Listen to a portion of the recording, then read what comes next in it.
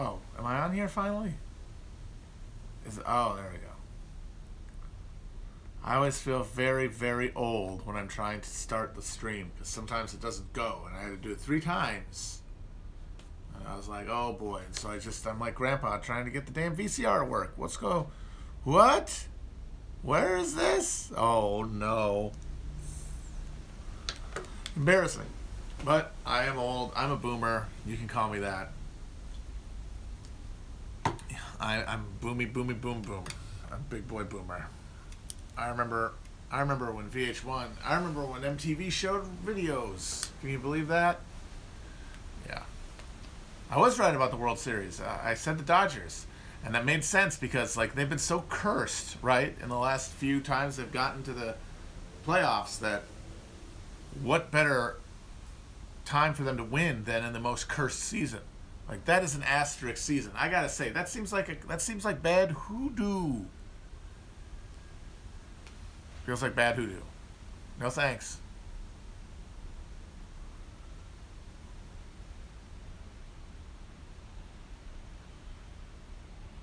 So I was thinking today about how Donald Trump is a genius. I talked about a little bit on the show we just recorded, and I think it's a good one. But there's a lot of talk about like Trump's smart or dumb, and I think when you're talking about like the stuff that you're supposed to be doing when you're president, traditionally, like the job is theoretically supposed to contain. No, he doesn't care about that stuff, and so it doesn't matter. Trump, I mean, if genius is the ability through application of will and ability shape the world into some warped version of the world of the way you want to see it. Like I would say the genius is when you are able to grab reality through some application of some ability, mental or physical, and some skill, and some just in a deep, bottomless desire and drive towards it. A combination of those things is genius, as we define it. That's how I define it anyway. And Donald Trump is a genius who applied his genius to the singular task of being famous. And if you want to get simplistic about it, it's because his dad never loved him. And honestly, that seems cliche, but you know, a lot of the times it can be that simple. I mean, when you see his pathological, lifelong need to be recognized by others because of this hugely indulged ego that centers a complete absence and a terror of being bad, of being insufficient, of being unloved, and madly he seeks through his whole life to have people talking about him, reflecting well on him, so that he can fill that hole. And he drove himself towards the goal, the singular goal of being famous. However it happened was incidental. Like, he wasn't a genius at business. He was a very bad businessman. But he didn't have to be good at business. In fact, his business plan was being famous. He got so famous that once his ability to actually manage businesses was revealed to be non-existent and he started going bankrupt, his name was too valuable to let him actually lose any of that fucking position or equity, because if he didn't own it, well, then who the hell did? And then debts get called in and the whole thing falls apart.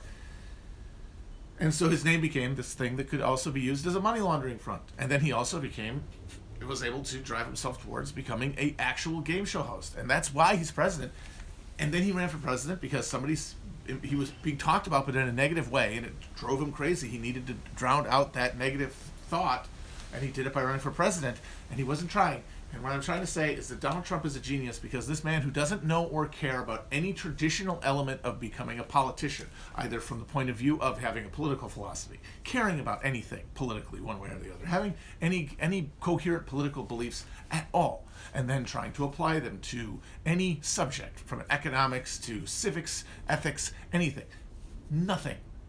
And then also just like the job of being a politician, of like conforming to sort of the media ecosystem in such a way that you like maintain homeostasis, you don't create too much sparks and tension and hostility.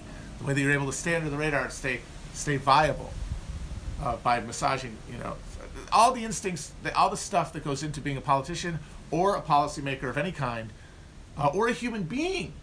He puts no effort into. Singular pursuit of fame meant that he became president by accident. He did a thing that some of the brightest minds of American history have sought with their entire body and spirits. Many of them have been dashed against the rocks of their own ambition. Others of them, few of them, have miraculously made it to the ascent to the top. All of them powered by this gnawing need to be the president. Trump just wanted to be the most famous person in the world, and that just meant, and eventually led him to, by definition, becoming the president of the United States, who is generally the most famous person in the world.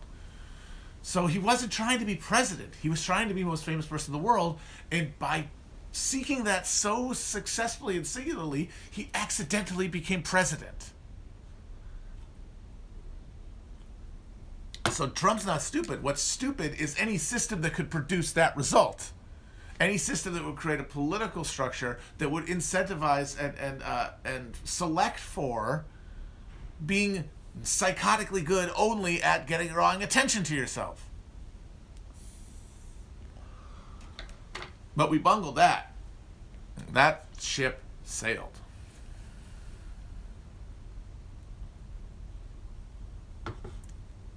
But I honestly think Trump's done for.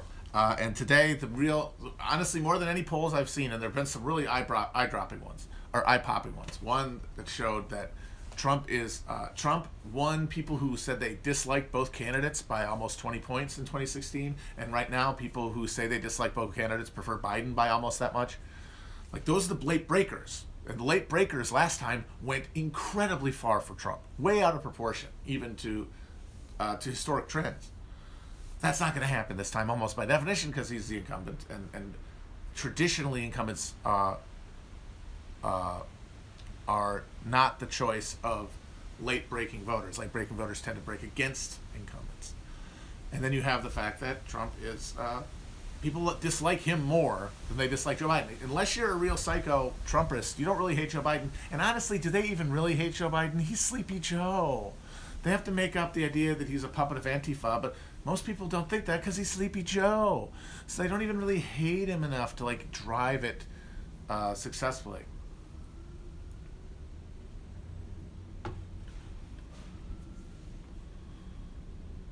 And yeah, the COVID spike, I mean, it was predictable. People all said, brace for a second wave in the fall, because that's how these things work. And yeah, here it is. I mean, we never got it's our third wave because we, unlike a lot of other countries, they never really ended the first wave and created a second wave in the summer. That's the real Trump difference, is that, and you might honestly, though, if it turns out that we end up having this thing for years and we end up somewhere near here, actual herd immunity just by incompetence and inability to do anything else, it ended up might not being a difference. You're going to have the same number of dead, just maybe different names. But if there is some sort of Biden COVID plan that's going to turn us around, then I'm sure we'll see that. But the thing is, voters, even if they don't believe that's going to happen, they're going to pick it. They're going to pick not this, because they know this isn't working. Unless you already buy into Trump premises, this isn't working. But anyway, the real nail in the coffin for me, more than any of the polls, is the court ruling, specifically the one today by a federal court judge who is one of the most nakedly partisan judges on the federal bench, rejecting a Republican Party injunction request to have 100,000 plus Harris County votes invalidated because they were collected at a drive-through location instead of a fixed polling place. A classic, absolutely fraudulent basis, prima facie ridiculous, but that doesn't matter. And the judge today, the last hope of this thing, he shot it down. And to me, this is confirming what I suspected, which is that there is now no question that the apparatus exists within the federal government, specifically within its judiciary, and its currently aligned state legislatures in key swing states, that if there is anything like a close election, the Republican Party has a veto override on the outcome. I think that's true. With Coney 2020 on the bench, I think it is, they have that. The only question is, when would they press that button for Trump? And I say the answer is they wouldn't. Okay, I'm back on. Okay, I'm back. I've not been redacted. But I did lose my train of thought. What was I saying? Shit. Oh, why they're not going to go out. There's two... it's essentially a question of how much they'll be willing to stick their neck out. How much they're willing to break norms. Now, as I've said, all norms will be broken if they have to be. But it is like an emergency type situation. And will people in power in the Republican Party, specifically in this judiciary and in these state legislatures, where there's not as much scrutiny, like no one of them is ever going to lose their job because they failed to stop Biden from winning. People will just get mad at the deep state and the media and stuff, and they will not blame the GOP for allowing it to happen. I really don't think so. So they have the freedom to operate off of their self-interest as members of a party clique, which is what they are, which are independent from the interests of Trump and Trumpism, which is entirely based on his personal, not even political objectives, but personal, like, mood objectives. And that there's no reason that they would want to have to spend being the party in power during a giant recession and continued COVID crisis. Dealing with this guy's ego is the sole basis for party policy, especially since they got what they wanted out of him. Judiciary locked up, the veto in place. If there ever comes a point, like say Bernie was on the ballot this time, and it was closer for some reason, and there's a few jump states, they would press that, they'd mash that button. You wouldn't even it wouldn't be a question of people mashing it. Everyone would come spontaneously to the decision, the self-interested decision, that this is what we're going to do. Just like there didn't need to be a big plan before the 2000 election. As soon as that ball got in the air and it was tipped, everyone knew what to do because everyone knew what the stakes were. At least the Republicans, of course. The Democrats weren't doing that. The Republicans instantly knew what the stakes were. And that's all you need, is everyone understanding the stakes and moving towards those ends at the same time. Then you have a spontaneous judicial coup. And that will happen. But I don't think it's going to happen in this election. One, because I don't think it's in it for the average Republican judge or Republican legislator for Trump to win, really. Especially at the risk of deepening a political crisis that might eventually snap back in their face. Of course, there's no real reason to fear the current Democratic Party, but you can't guarantee what's going to happen in even the medium term, considering how deep the crisis is. I mean, some of these people know that. But the other one is that I don't think it's going to be close enough. You would need to have like the idea that's all going to come down to Pennsylvania. If that's the case, polling is not a thing anymore. And maybe it isn't. But I think you need extraordinary evidence to make a claim. So I'm going to hold off and say, for now, since I'm only predicting, and this is why predicting things is stupid, like it's an if-then situation. If polls are broken, then Trump will win. But well, are they? I don't know. No one knows. You can't know. It's insane. But yeah, predicting stuff, I talk about how arguments online exist just to be had. And in some cases, I think people are aware of that at some level. And I hope people are aware at some level that people predicting who's going to win, that is purely ornamental speech. But I don't know. The way people get invested in it and the way that they're signaling something by which thing they're predicting and how that speaks to their overall credibility and whatever, even though you're just talking about a snapshot of a moment and there's so many variables that nobody can have confirmed until we get some actual results. It seems like you're demanding too much of this as an emotional lodestar of conversation and concern about investing ideas about who it is. I speak for myself, but I see a lot of people stressing about this stuff. And I've tried not to do too much of it, but it is literally tomorrow, so I'm kind of psyching up because I'm going to have to talk about it a lot. And then, one way or another, I think there's going to be it's really interesting. So we're not going to get catharsis, no matter what happens. No catharsis. But I also don't think an explosion. But I also don't know if we can continue the level of pitchedness without an explosion. I think the only way to square that circle is if there's some sort of just thwarted orgasm, ruined orgasm, as they say in the internet, and just sort of like a refractory period. I don't know. I just think everyone's still going to be miserable and tense. There's not going to be any kind of exhalation. But I was also even if Trump wins, there's not going to be some apocalyptic confrontation with the state. Even if Trump does a coup, there's not going to be that. There's going to be hyper-normalization. But how do we assimilate that at considering the level of tension? And the fact that people are literally running out of money. Running out of money. So there's a real material wick burning away in the background of all this cultural frenzy that the election is provoking. And that's the thing that's really driving it.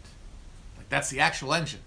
And it doesn't appear to be that there's any chance that it's going to be extinguished before it hits the fucking pile of dynamite.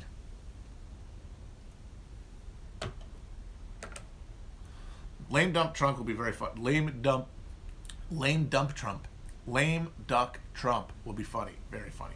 I honestly think that if it's around 9 or 10 points, which I think is really reasonable at this point to think of as a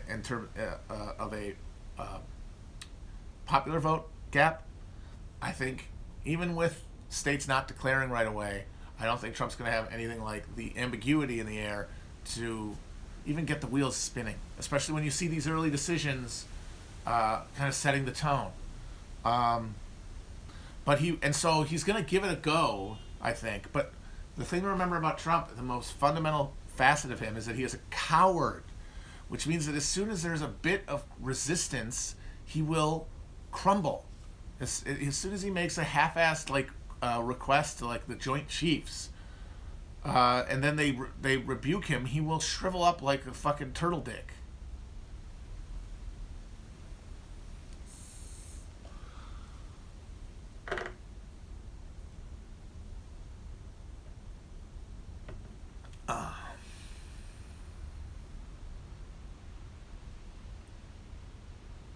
The famous turtle dick simile.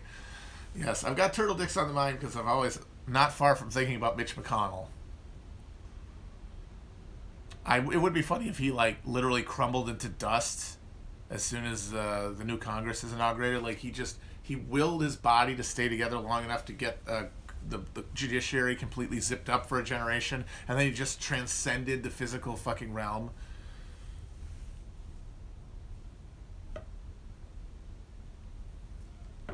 Am I not, sir, at long last, turtly enough for the Turtle Club? Sir, I ask you, have you no sense of turtlehood at long last?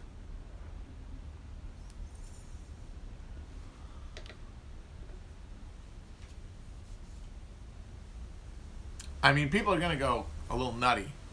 That's going to be interesting. But I see the vast majority of these suburban warriors everyone's kind of deciding to freak out about, they're not going to do anything. They're not going to do anything. You might see some of those awesome protests, where they drive onto the road and just park their cars. Just perfect. You could go to the drive-in and get a fucking get a soda and a burger, and then just sit there and honk your horn.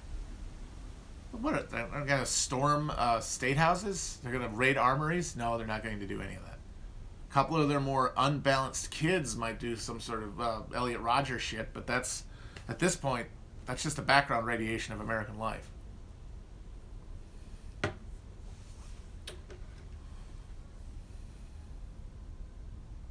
And then, of course, you got to factor in domestic gladio. But I honestly think, for at least a little bit, I think that the powers that be are going to try to tramp down.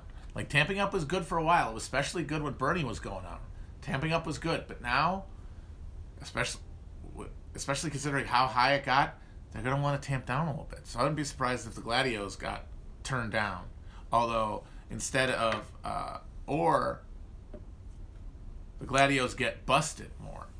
And you get just a bunch of fake FBI entrapment stings like the one they did in Michigan to justify the state and turn the left around on the deep state, basically. Because, hey, we live in reality, and these institutions are the only thing standing between us and the ravening mob, the fascist hordes. I'm sorry.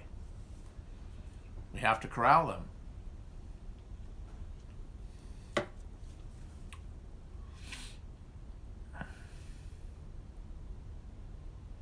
It'll be very interesting to see how Q metabolizes a Trump loss. At this point, I'm sure most of them are too far gone to consider that, oh no, maybe this was a dumb idea. I think some of them will, because not everybody's at the same level of commitment and imaginative, and emotional identification and transference to it. Like people internalize concepts like cute at a point where it's like an identity, and once that's the case, nothing can change it because it's too fundamentally existentially terrifying. Because if you're not that, what are you? And that's a question that most people don't want to answer. So it will have to, for some good chunk of these guys, it's going to have to be turned into something else, and it'll be very interesting to see. Like Trump is occluded. Is he going off to summon God's angels and commence like a righteous, like wait for the sign of his return? I think that stuff might be. I mean, if it is just a modern day gloss on the evangelical Christ story, then it would make sense that it would culminate with like a figure who essentially becomes the Messiah. Like Trump is no longer just because, for Christians, right? For self-identified Christians, their leaders are their ideas of Jesus. And that's one of the big reasons that people said that's so hypocritical for them to love Trump so much. But they view Trump as like this embodiment of all that is worldly and corrupt, but who it has like a godly soul, which is, of course, the fate of all Christians who know deep down that they live debauched and fallen lives, that they are totally slaves to the flesh, slaves to the lives they have, that they don't really have a spiritual sense at all, and that they seek to transcend that shadow knowledge.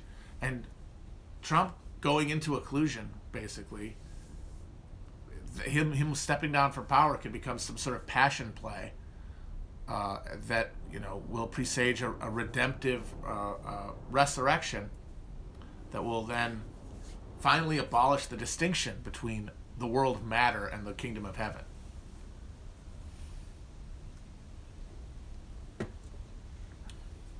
So I'm looking forward to it if that happens. It'll be fun.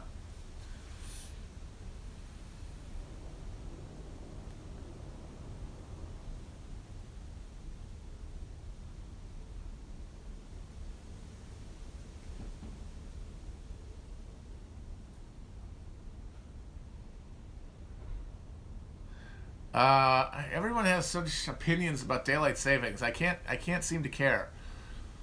I don't know. I like the fall back. I like the extra hour. I know people don't like that it gets dark early, but that doesn't really bother me. It's not like abolishing the penny, which I am much more passionate about. It's just a symbol of how the dependency bias of like a large bureaucratic state is genuinely infuriating. It's one of those things that you need to have like democratic controls on the mechanisms of state to prevent. Like when it comes down to it, the reason we still have pennies is because there are more people who are more deeply invested in the production of pennies than there are people who are even aware of like pennies as a stupid thing that we shouldn't have. Like, because it's essentially, I think, the copper lobby or something wants to maintain demand. Is a lobby that keeps the bucket, that makes sure nobody even comes near the penny. And who's going to make the penny their priority? And that's what you would need. You'd need enough people to make the penny their priority, to make it a litmus test of involvement in government or politics. And that's just not going to happen, because what is the vested capitalist interest in not having the penny? And since there isn't one, it'll just continue forever. And that is a small, silly example, but it's this rolling ball of gunk that fills every piston of governance. And people say that's like, oh, that's bureaucracy, that's the nature of the state. Well, no, in this case, in a lot of cases, it's the nature of capitalist capture of the state, like the specific interest capture. That's part of the broader, assimilation between, like, ideally, I think from the liberal model of the state, not the way it is, but the way they theorize it, is that yes, they will admit maybe if you really corner them, all right, yes, the liberal government, liberal bourgeois government, it really is the executive committee of capitalism. But I'm a liberal. I think capitalism is good, and if we're going to have it, which we should have it integrated into a system of democratic check that can prevent the colliding and uncoordinated short-term interests of specific capitalist concerns from leading to a accumulation of inefficiency and conflict, and waste more than anything, that essentially make the government no longer functional, either and turn eventually government towards the specific interests or perceived interests of a smaller section of capital that maybe doesn't know what the fuck it actually does want. Maybe because it cannot see beyond the end of its nose, and it brings the whole edifice down. And they would say, no, we don't want that. We want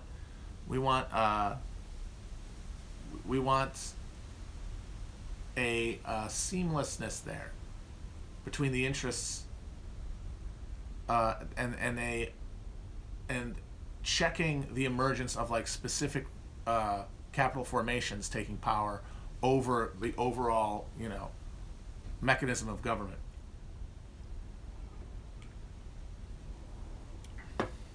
And conservatives point to that and say, no, look, this is bureaucracy. This is bureaucracy. This is the doom of the liberal this is the doom of the liberal conception of state.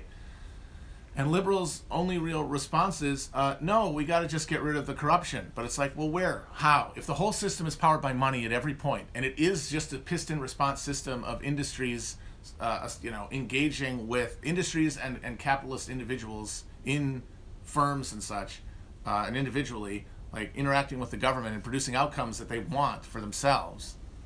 Eventually, wherever there's more concentration of capital, there's going to be more concentration of influence. And that means there's no way to have the system that you're imagining you can have unless you eliminate profit and you eliminate capitalism from the mechanism and you clear that out of the pistons of the state bureaucracy.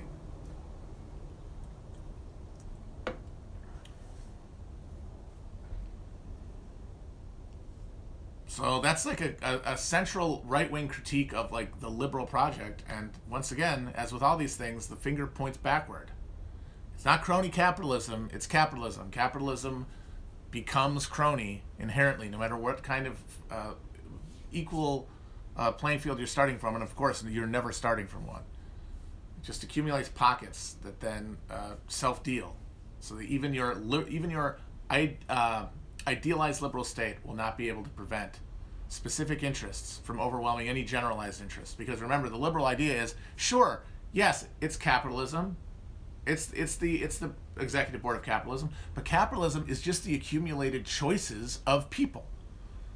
That's the liberal idea. It's like, of course the market should be the total thing, because the market is the expression of choices of people. And therefore, what they want to do is what should be done, and therefore the state should just coordinate it and make sure that it can exist within like a safe space of like market transaction.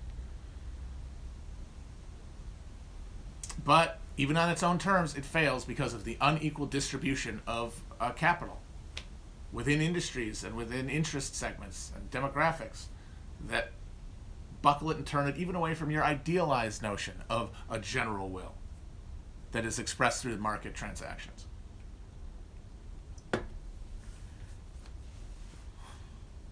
You got to get rid of the profit. You got to get rid of the capitals. You have to socialize the surplus. You have to socialize the surplus.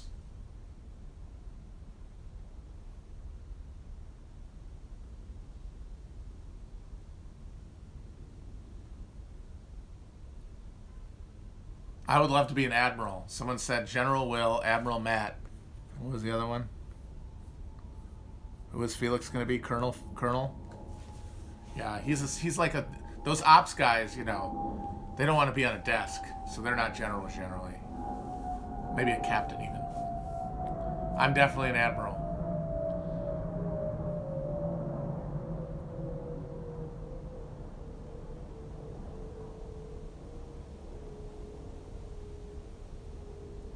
I'm not really cold. It's in the 40s.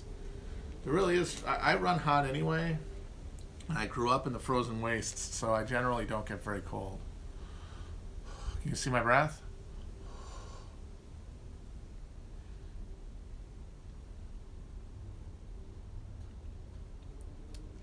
But I gotta say, a lot of people are wondering what's going to happen in the coming weeks and months.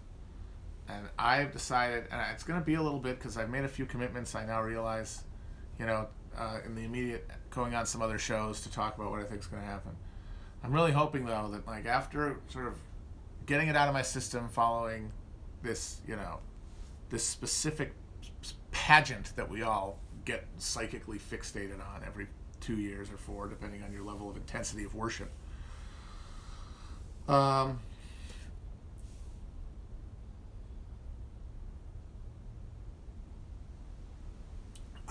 Oh yeah. I'm gonna stop trying to predict anything, because without the election coming up, there's nothing to peg it on. It's all vaguely in the future, and so there's less of a pressure to specifically opine on things going to happen. So I'm going to try as much as I can. I'm going to make a conscious effort to reduce my amount of predicting things, because it really is it's catnip. It's an analgesic for the brain.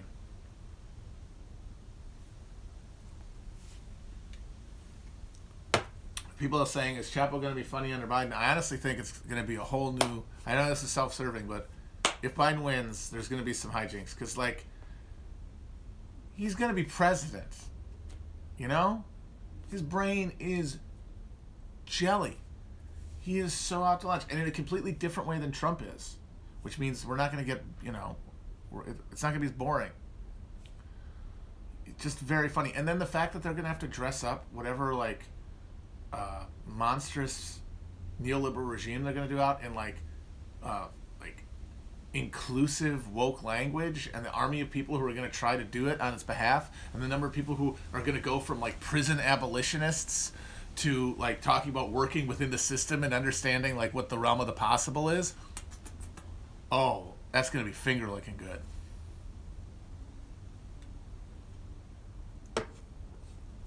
Seriously, there are going to be so many people who couldn't support Bernie because he wasn't for reparations or some bullshit, are going to be fucking bending over backwards to defend this old white man imposing this austerity, authoritarian neoliberalism.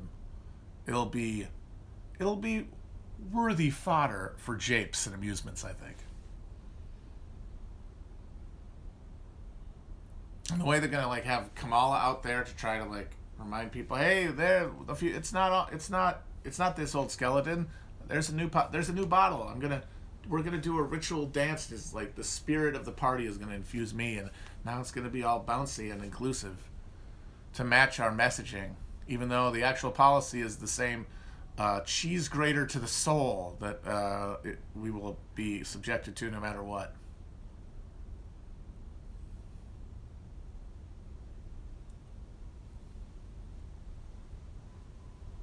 Man, I gotta say that video of Schumer saying, I heard about this veteran who lost his job due to COVID and then got his house taken away and killed himself, and how as a result we're going to introduce legislation to require and fund local police to do self-harm interventions.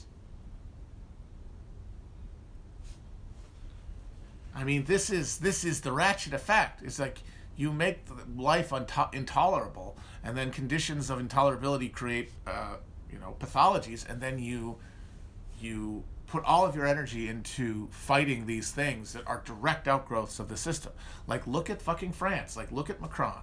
Macron is doing one of the most disgusting and cynical fucking pieces of politicking I've seen in a long time. I honestly say more self-consciously evil than almost anything Trump's done. So the boy wonder Macron knows that he is on a knife's edge, that he is the pinioned poster man for this unbridled neoliberal state that is coming for the French way of life. They're fighting, but they're coming for it, and the resistance to that is it's not polarized from right to left culturally. There's a big right wing chunk of it, like the Front National, and then you got Mélenchon and stuff. And Macron knows that the French love picking somebody to fix this intractable crisis, not do anything, and then get really mad at them and throw them out. And he doesn't want to be that. He doesn't want to be chump bait. So what he is doing is he has decided to declare war on a separatist Islam, in order to polarize that right-wing populism towards him and and undermine the risk that that the National Front and Marine Le Pen, Le Pen was the opponent in the runoff opponent to the winner in the last 2 presidential elections, and I think got a significantly larger vote the second time. He saw the writing on the wall, the arc of that, and he wanted to interrupt it. Very much like Cameron deciding to do a Brexit vote to neutralize UKIP. Cynical manipulation of a cultural problem that is caused by the fact that, there's like cultural issues with France in assimilating anybody, but there's this fundamental, perpetuating neoliberal austerity, and specifically the fact that like that French way of life was never really extended to Muslims who came to France, and they exist as a economic underclass, and these things cannot and will not be addressed. Instead, you hit the beehive with a stick to get everyone frenzied to essentially make any kind of class project impossible.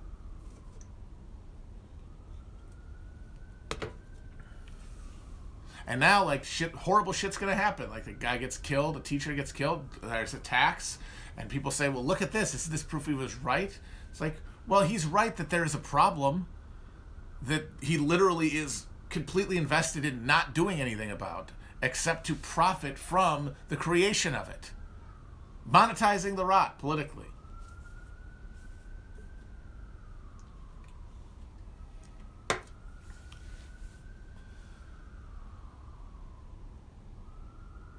Someone says, do I think that Chapo would have been funnier if Hillary had won? I know that that's what we thought at the time, because we had basically prepared for Hillary winning and had an idea what to do with it. I don't know. I mean, she's very funny, but she's also she's got X-Pac heat. You know what I mean? And yes, some of it is gendered. I'm going to admit, but it's not entirely. Like, Hillary Clinton has a transparent hatred that she hides behind this screen of fakeness that is so revolting, to me anyway. And yes, it's probably gendered to a degree, but it's I feel it like resonating like off of like my feelings. And I don't know if that would have like made it less amusing over time, or if that would have made it funnier. I don't know. I do think we did pretty good making fun of giving the business to the old orange, the old mango Mussolini. The old Cheeto in Chief.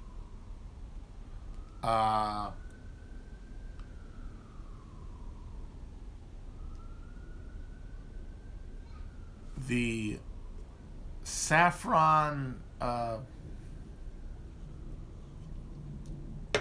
saffron satrap. I don't know.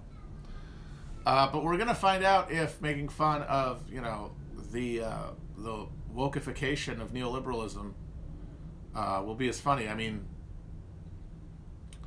I do think that the hairpin turn that's going to happen with the maximalist rhetoric around identity issues that has been whipped up, like the notion that we are in this like hellhole of white supremacy that requires immediate revolution and that you can't reform this, I think that is going to pop, and watching the fallout from that is going to be uniquely entertaining.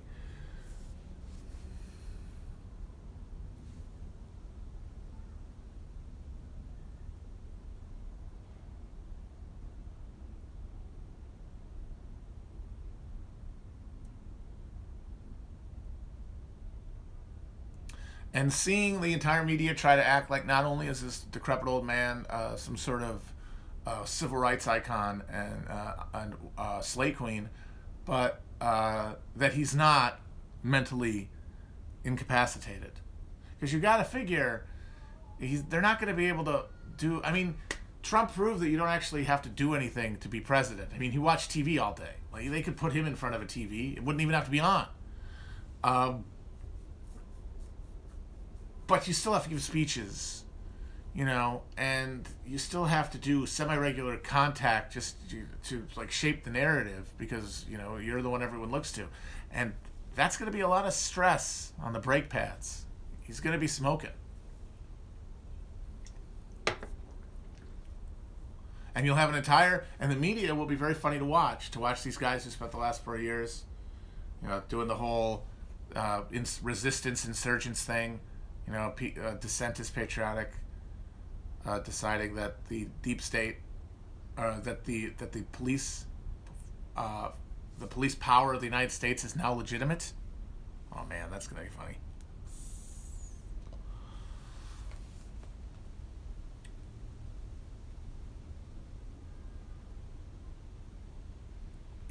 Biden was pretty sharp in the debates.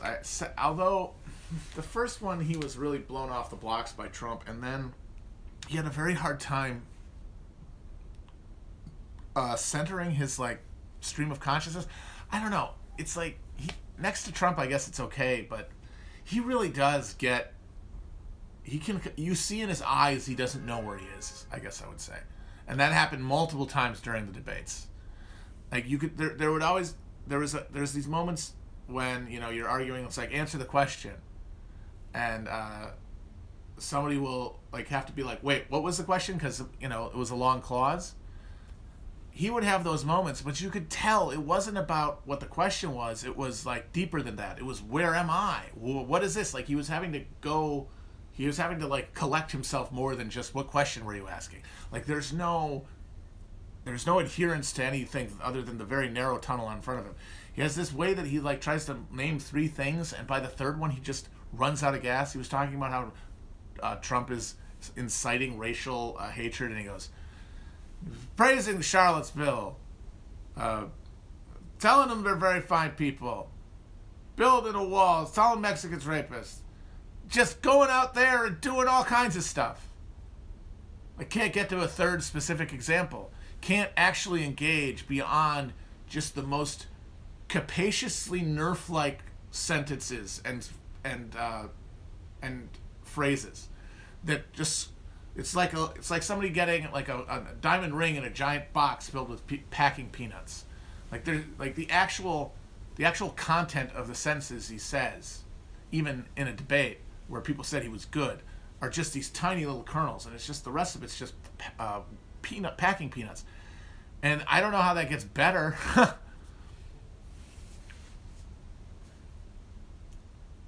I wouldn't be surprised if they try to have him step down. Depending on how like the whole operation goes. I mean, maybe Dr. Jill Biden is the 21st century Edith Wilson. Maybe she's able to lock that shit down. Her and like her handpicked chief of staff are able to lock it down. I don't know. Maybe the Obamas take over. Maybe Rahm Emanuel is the man. Maybe the Clintons somehow stage a fucking comeback. Like Hillary sneaks in disguised as an intern.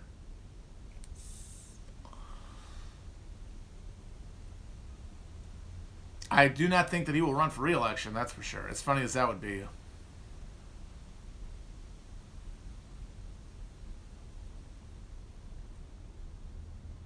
And I also have to say, though, like, whatever adrenochrome-based therapies they have for these guys work well, because before the convention, I was half convinced, and a few times was able to fully convince myself, that they were going to try to switch him out because he was transparently not up for the job.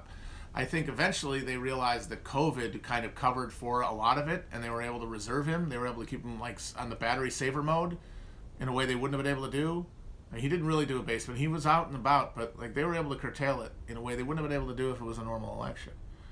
And I didn't anticipate that how well that would go in terms of not hurting his polling. Like my assumption was him not being out there was going to hurt his polling, but nope, turns out he's the alternative. All these things are set. All this stuff's baked in.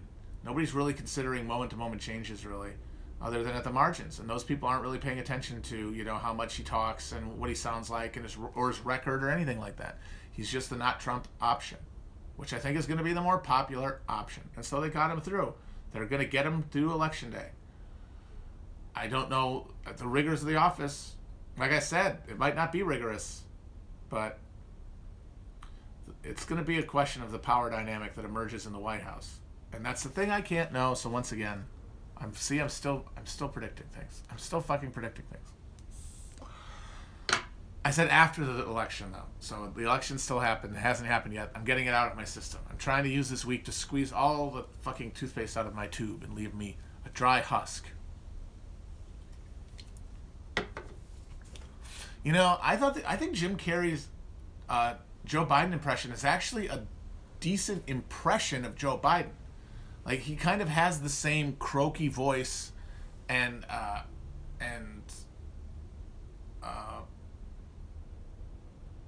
like some of the same intonations as him. The difference is that he is much more coherent than Joe Biden, which is why it's not a funny impression. And the reason it's not good as like an impression for something like SNL is because impressions are supposed to exaggerate things to make them funny. Instead, what Jim Carrey has done is he has taken all the absurd things about Joe Biden and sanded them down into a less terrifyingly incoherent, friendly grandfather. Like, they literally had him do the Fred Robinson,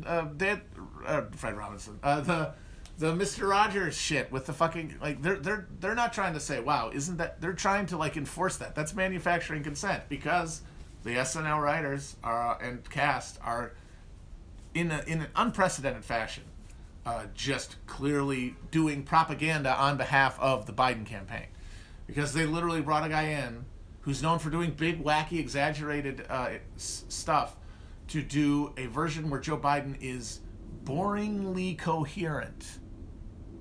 And maybe he wanders off a little bit, Grandpa, but you know, at the end of the day, he's still sharp as a tack. He's spry. I mean, that's serving a campaign function. Of course, maybe it's just the fact that, like, they already don't really exaggerate anything about Trump for Baldwin, but that's because you can't exaggerate Trump. I think you can exaggerate Biden, or you could at least not do the opposite of humor with the character. Like, at least they're trying to be funny with Trump. They're deliberately not being funny with the Biden impression. They're putting their fucking thumb on the scale. And the thing is, it's like, if you're a conservative, I can see why that's alienating and allows you to feel like you're oppressed. And if you're not oppressed, but I can understand why seeing, like, all of the TV stations, of which we only have a finite number, all the things that have like a cachet of mainstream culture and are accessible across like a broad demographic, are all in alignment against you. I mean, that's why I can see why they go crazy over it.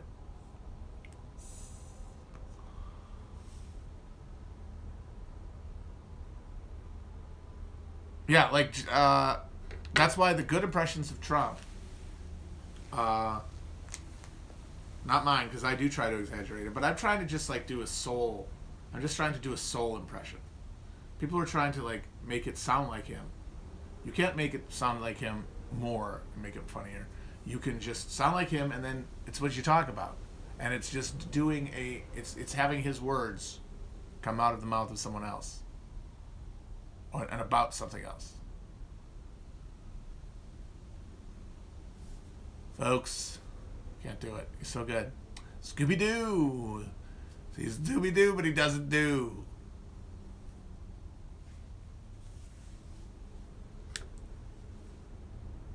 I have kept up with the Good Lord Bird. Still have not warmed to it. I guess I see what it's trying to do. It's not terrible. I just haven't really found it terribly engaging.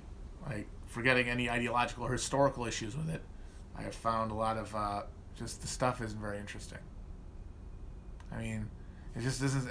It doesn't interest me as a gloss on the material, which, you know, I'm familiar with. Like, I'm not really learning a lot here, like, so it's an interpretation, and I'm not really grabbing. It's nothing of it grabs me. The Cum Lord Bird, come on, that's chat. Come on, I think we're better than that. Very, very crude. Fargo, terrible. Really bad. Yeah. Pretty impressively bad.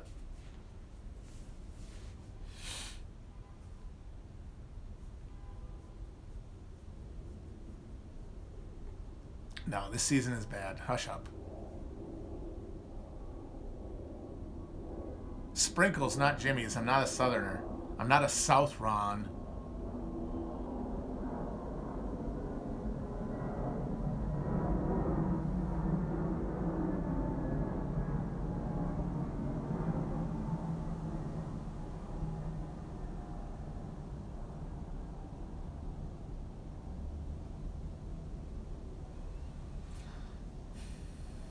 I don't know. There's like nothing I like about like the Fargo season.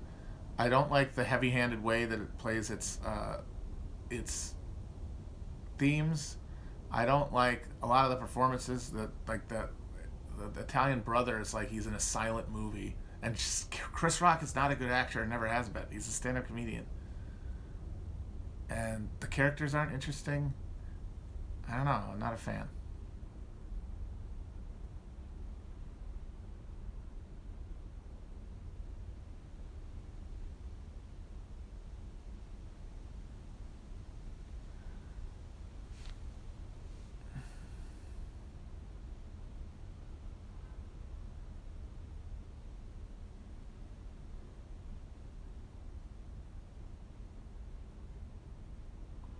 If Trump wins, revolution? No.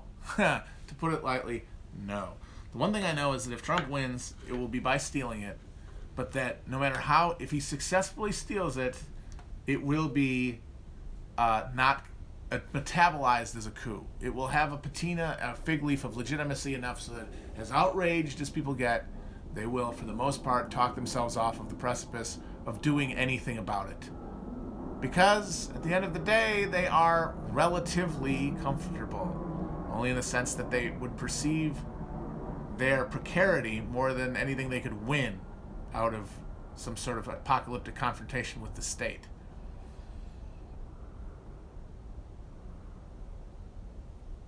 But I think that anything that would like actually look like a coup to the point where it could not be metabolized, you know, just canceled election, guns in the streets, that kind of thing, they wouldn't do that. Like I said, the forces that would do that are not invested in Trump enough to do it on his behalf, so it won't happen.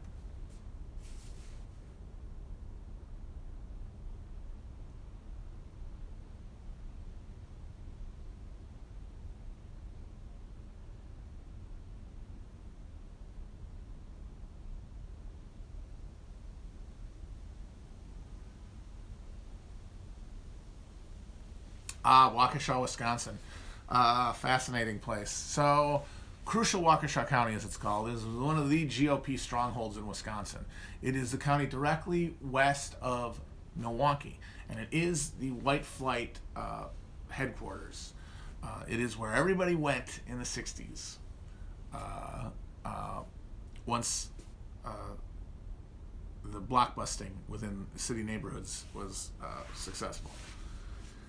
And they are very concerned about public transit out there. They really don't like the extension of bus lanes. They really don't like the idea of any kind of metropolitan rail system. We had a mayor of Milwaukee who was like kind of a mini Daley there. He was mayor for like 16 years. His machine ran the city. His name was Norquist, and his single policy objective of his fucking 16 years in office was to extend some sort of light rail system connecting the suburbs to the city. And it was the providing political project of the generation of politicians that Scott Walker emerged out of, actually. The guys around Mark Belling and like the talk radio and like Waukesha County Republican political leader, formation. And they vote a lot. Their votes come in suspiciously late sometimes, and they often form the margin in a lot of like off-year races and stuff, like especially Supreme Court, which is lamentably elected in Wisconsin, which means for a long time, right wing would just buy it by spending more on ads than the Democrats could raise. Once again, because they know the stakes. And but yeah, it's very racialized, as you could imagine. Milwaukee being one of the most violently segregated big cities in America. I think number one by many metrics. I went to college there.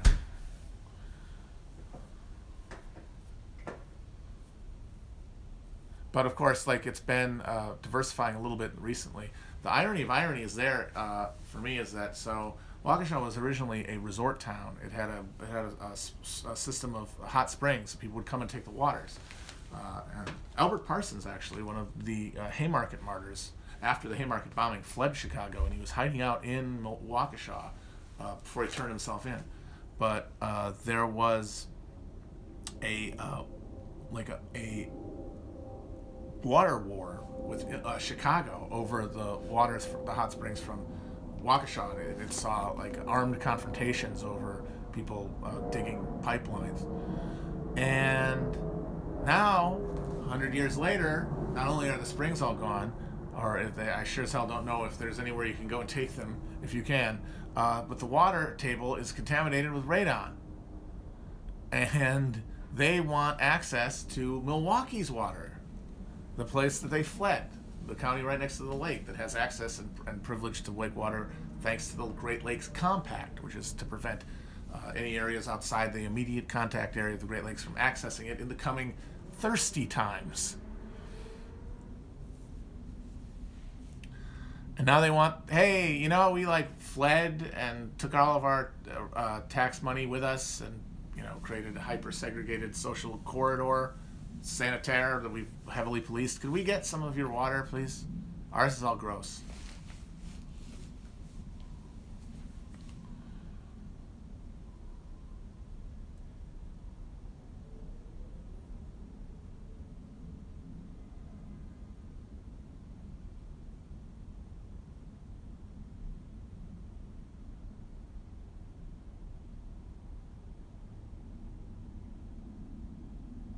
Well, the water war is between places that currently have access to Great Lakes, places that want it. Like, for example, fucking Arizona. Arizona wants Great Lakes water.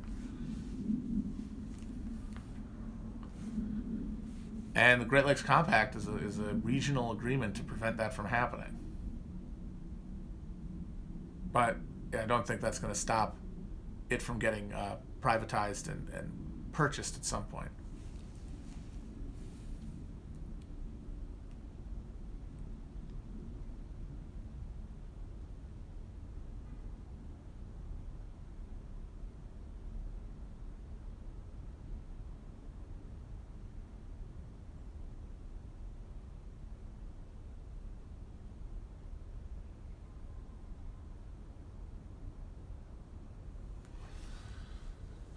All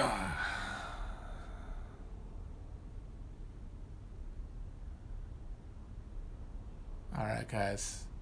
I hope everybody's excited for tomorrow. I hope everybody's ready to take a fucking potato peeler to their frontal lobe, one way or the other, metaphorically, by observing and absorbing and having wash over you the results of our magnificent democratic pageant. We will probably, I kind of think we will not have a call. There will be no check mark. There will be no call on election night because I think the media is so neurotically fixated on not accidentally helping Trump fucking do a coup that they're not going to do that. But I think that you will probably know before you go to bed who won. If it's Biden. That would be my prediction. And I would say that since I think, like I said, I think 9